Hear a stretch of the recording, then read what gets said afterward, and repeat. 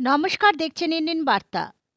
বন্দে মাতরমের সার্ধ শতবর্ষ উপলক্ষে আজ হালিশহর লোকসংস্কৃতি ভবনে মাস মিডিয়া কমিউনিকেশনের পক্ষ থেকে চতুর্থ বর্ষের উদয় শঙ্কর নৃত্যোৎসব ও প্রথম বর্ষ বীরেন্দ্র কৃষ্ণ বাচিক উৎসব অনুষ্ঠিত হল।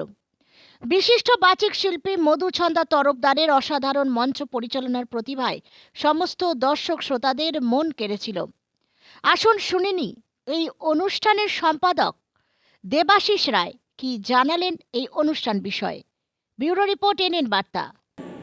মূলত এতদাঞ্চলের যত নৃত্যশিল্পী আছে তাদেরকে একত্রিত করে গত 4 বছর আগে থেকে শুরু করেছি এই উদয়শঙ্কর নৃত্যোৎসব।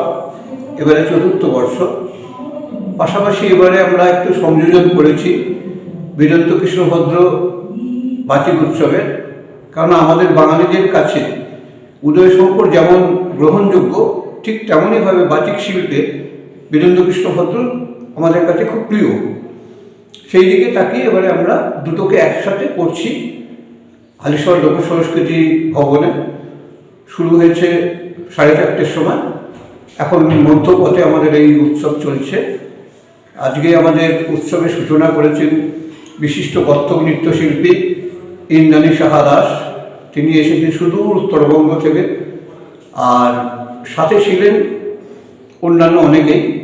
তার মধ্যে উল্লেখ করতে হয়, গত বছর থেকে আমরা যেটা চালু করেছি উদয়শঙ্কর নৃত্য সম্মাননা, অমলাশঙ্কর সম্মাননা, এবারে আমরা যুক্ত করেছি বীরেন্দ্র কৃষ্ণ ভদ্র সম্মাননা।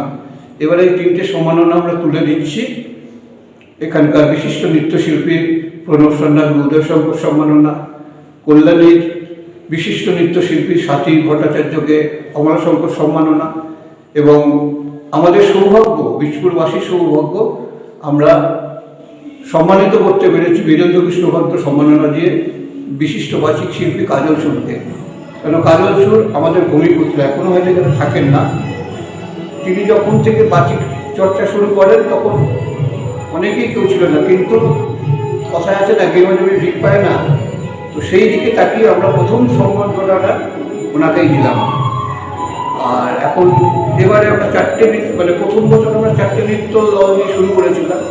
এবারে আমাদের সৌভাগ্য আমরা 12টা দলকে এখানে একত্রিত করতে পেরেছি, প্লাস এককে 10 জন নৃত্যশিল্পী নৃত্য পরিবেশন করবে। এবং আজকের দিন উদ্বোধক ইন্দ্রাণী সাহা দাস প্রতিটি শিল্পী হিসেবে তিনিও নৃত্য পরিবেশন করবেন। তো আমি চাইব বীজপুরবাসীর কাছে, নৃত্যশিল্পীদের কাছে, বাচিক শিল্পীদের কাছে আমাদের সাথে সহযোগিতার হাত বাড়িয়ে দিন। কোনো রকম ভেদাভেদ রাখবেন না।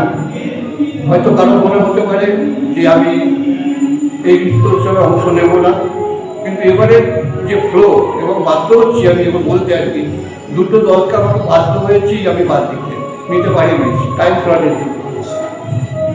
সবাইকে বলবো সহযোগিতার হাত বাড়িয়ে দিন, আর এই উৎসব যাতে সফল হয় এবং এই উৎসব আপনাদের সবার।